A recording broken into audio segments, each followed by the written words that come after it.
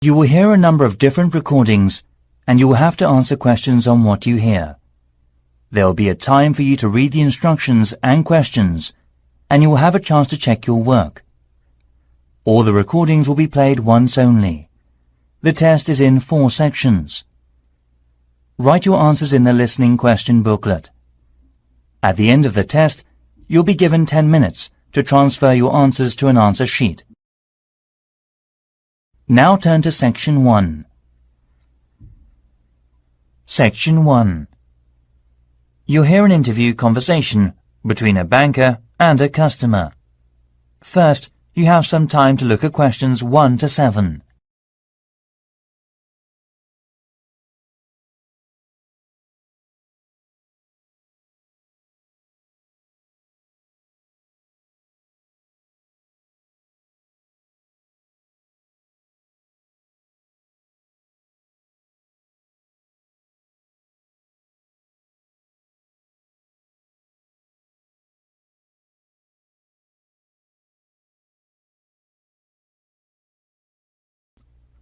Now we shall begin. You should answer the questions as you listen, because you will not hear the recording a second time. Listen carefully and answer the questions 1 to 7. Hi, can I open a bank account, please? Sure, come on in. Make yourself at home. I'll just get some details for you. It won't take long. OK, right. What kind of account do you want? A deposit account. OK, I've got the application form here then. Have a look at this leaflet. We have several types. I've decided on the one called Classic. Good, that's fine. Can I have your full name, please? Yes, it's Jonathan Fox. That's Jonathan. Oh, right. Thank you. And what's your date of birth, please? The 21st of January, 1970. Right. Do you have another bank account in the UK? No, not yet. This is the first one. OK, fine. And what is your address in the UK, sir? 10 Island House, South Quay. That's East London, isn't it? Yes. Near Canary Wharf, right? Yes, that's right. How long have you been at your current address? Just around 1 month, actually. OK, that's fine. Can I ask for a previous address? Sure. It's Flat 3, Canada House, Queen Street. Is that all? Yes. That's Edinburgh, isn't it? Yes. Edinburgh. OK, thank you. Do you have a daytime telephone or mobile phone number? Yes. I think the number of my office, it's 0207 235 6735. Would you like my home phone number too? Yes, please. It's 0204 675 1222. Lovely. Before you hear the rest of the conversation, you have some time to look at the questions 8 to 10.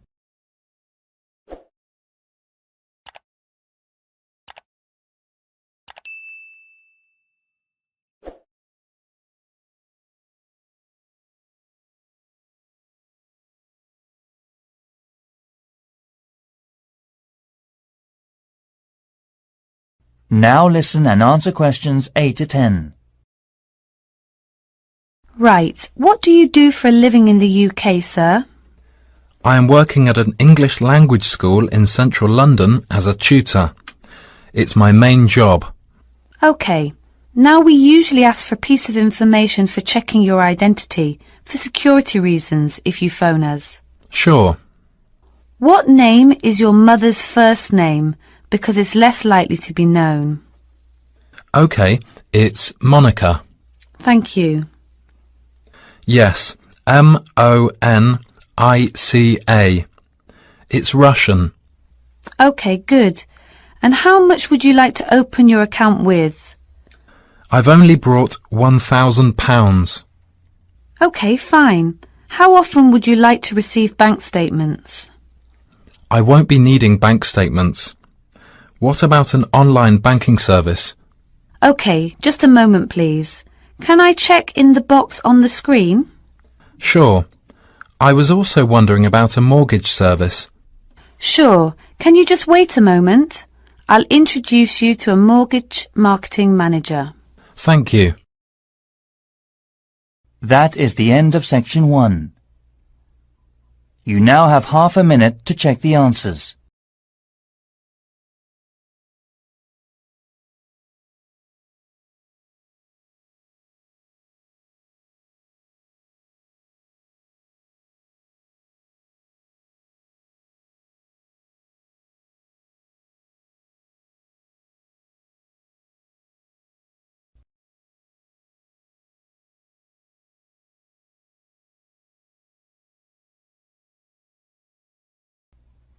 Now turn to section 2.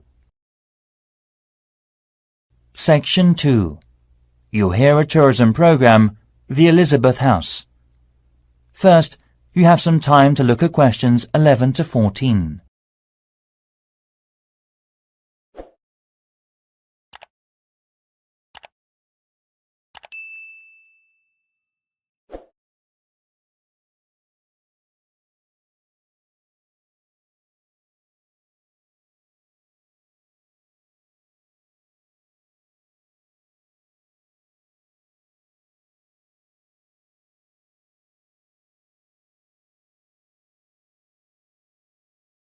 Now listen carefully and answer the questions 11 to 14. Hi everybody. Good to see you again. This morning I'll tell you about the Elizabeth House in Canterbury, once home of the famous carpenter Jonathan Owen. He bought the house in 1965, although he had first seen it 5 years earlier.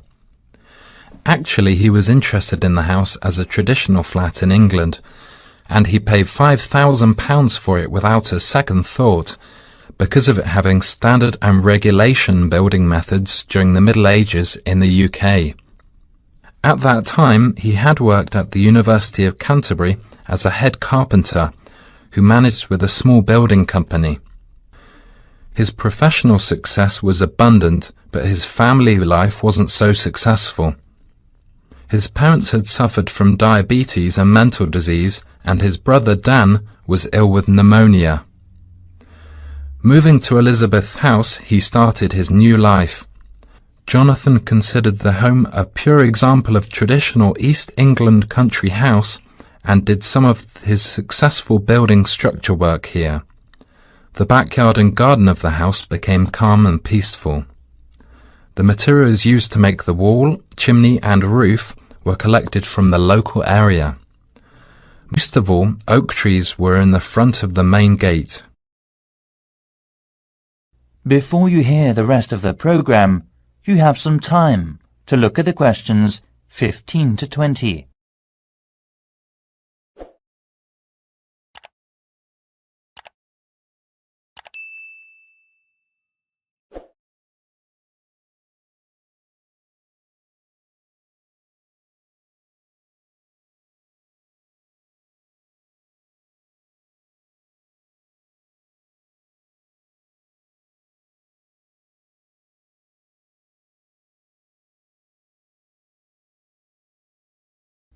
Now listen and answer questions 15 to 20. As you go up the path, there's the rose garden on your right, and you will find to your left an area which has interesting types of sunflower as well as some lovely carnation. It is known as the sun rainbow and was designed by his brother Dan, who had studied gardening arts in Paris.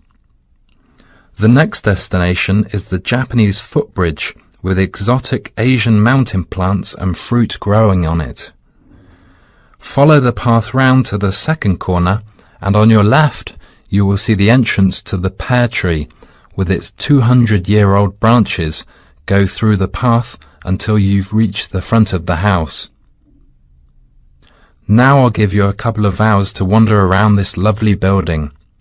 Your tour guide will introduce and explain about its history and viewpoints to you.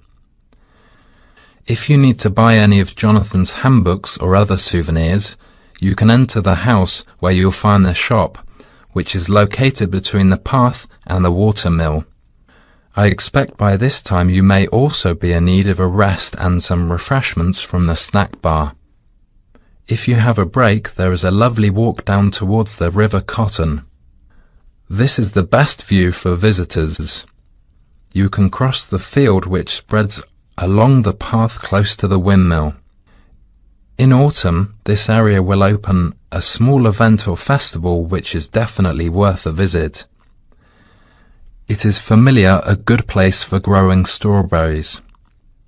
Every season most of the residents are ready to make local produce. Also, the local council helps to improve the grape festival by promoting and marketing it through online and offline methods. Last year around 100 tons of grapes were harvested and sold at the City Mall. We'll now have a good chance to see an orchard behind the house. That is the end of section 2. You now have half a minute to check the answers.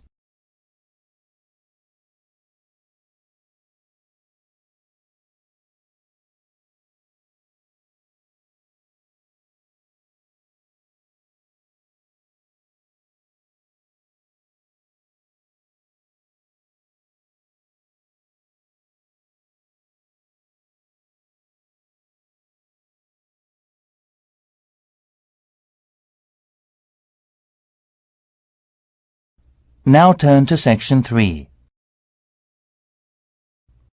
Section 3. You'll hear a conversation between students, Anne and David, about gallery marketing. First, you have some time to look at questions 21 to 24.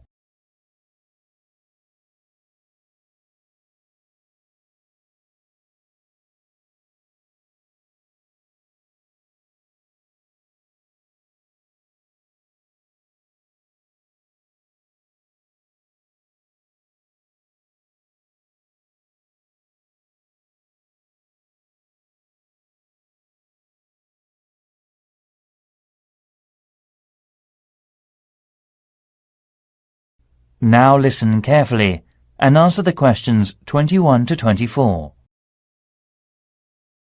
Anne, we really need to get working on this gallery marketing assignment.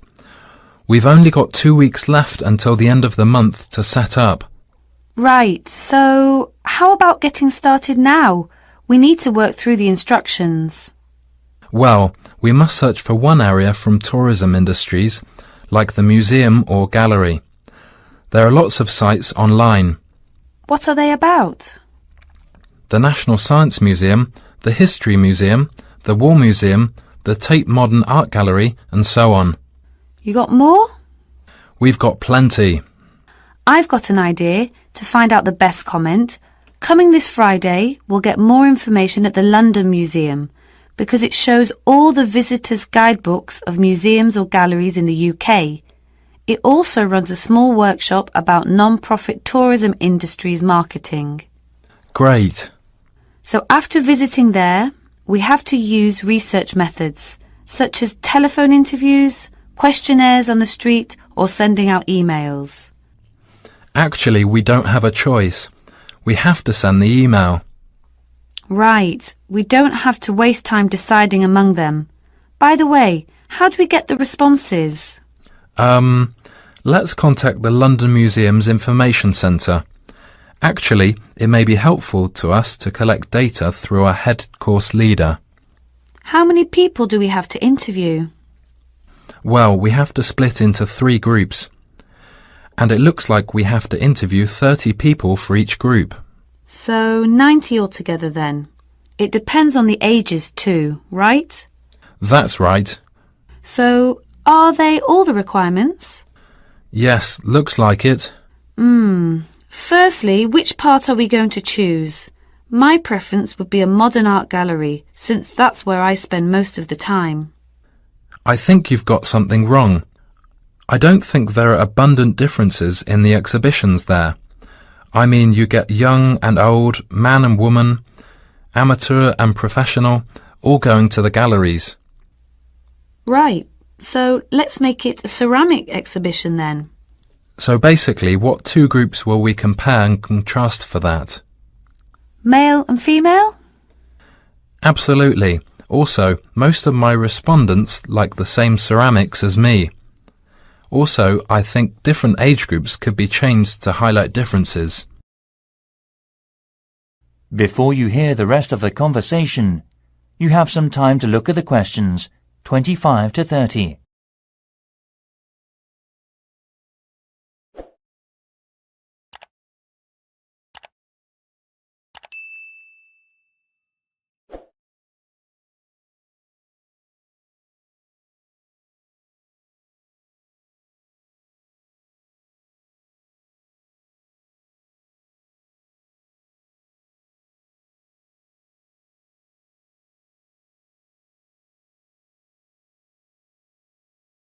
Now listen and answer questions 25 to 30. I think you're right. I'll take some comment. The age groups are teenagers, 20s, 30s, 40s and over. What do you think about this? Great. That will give us more detail. So how about the kind of ceramic they like? Let's give them some options and then we can just tick boxes. OK, let's have Asian, European, African. What else? Something special? Well, we should include the Incas in Peru. Some people like this style, you know. OK. And then we should know about their understanding of ceramics. They can learn about that thanks to a gallery curator who can inform them about the patterns and markings through picture and local clay.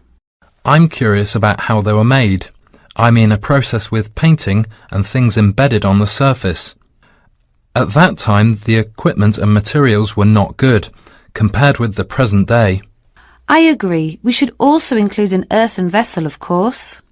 Right. The next step could be about where they were actually from. They were made from local clay, weren't they? Things such as mountain, lake, basement and so forth. I think so. One more thing is the colour on the bottle. How did the ancients get the tone? On the internet, it said they got it through dried plants. They were working again to make a tone, drying and sorting. OK, I see. To get more hard tone, they included other strong herbs or something.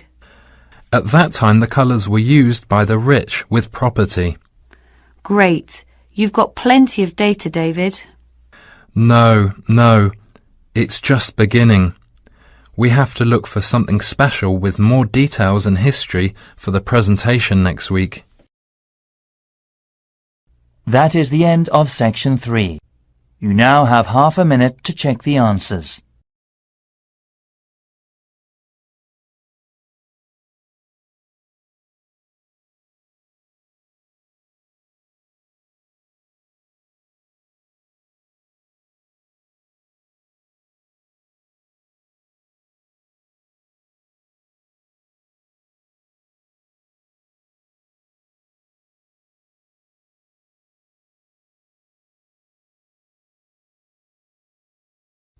Now turn to section 4. Section 4. You'll hear part of a lecture given by a waste recycle management's professor. First, you have some time to look at questions 31 to 40.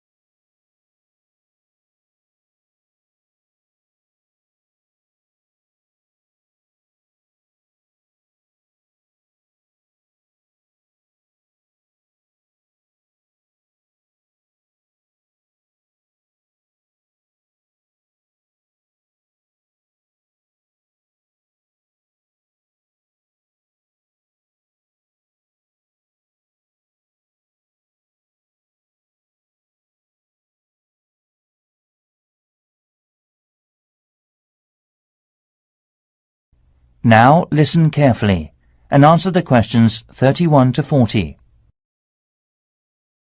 Hi everyone. This morning I'm going to talk to you about flea markets in England. At first we were surprised to learn that only 15% of people here in England make an effort to collect waste. That is lower than other European countries. Also, it might be falling within a couple of years' time unless the government makes a severe regulation for industries and local residences. The UK government's target means that by 2012 we must decrease our waste emissions by 45% compared with 2000. Local councils can offer support to meet that target by taking part in the National Green Campaign and investing in local flea markets. Most of all, these markets reduce waste emissions from landfill sites. A flea market, or swap meet, is a type of bazaar where very cheap or second-hand goods are sold or bartered for. It may be indoors, like in a warehouse or school gymnasium, or it may be outdoors, like in a field or under a tent.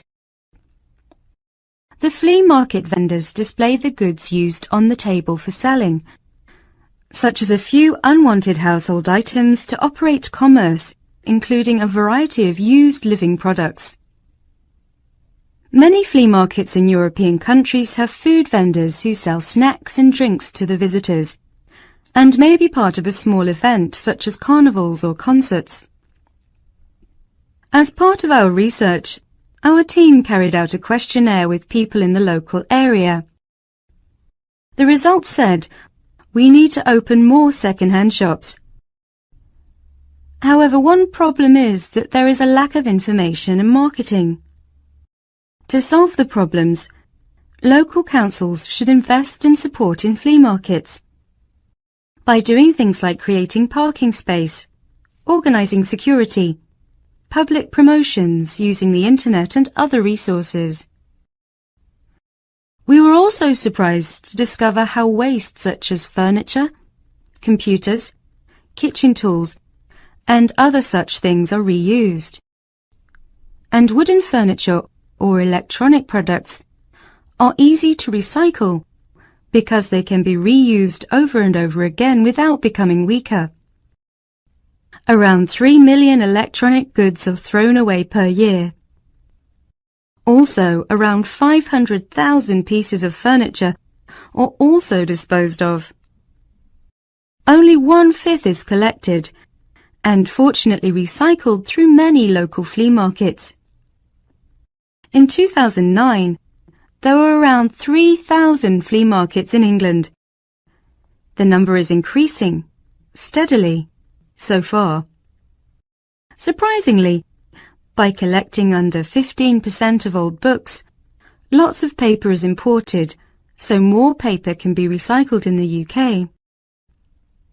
Europe recycles 50% of its paper, and Germany recycles 80% of its paper. When recycling launched, there were quality problems, so it was so hard to reuse paper in office sheets. However, these problems have now been solved, and Union of the Flea Markets based in East London produces high-quality recycled paper.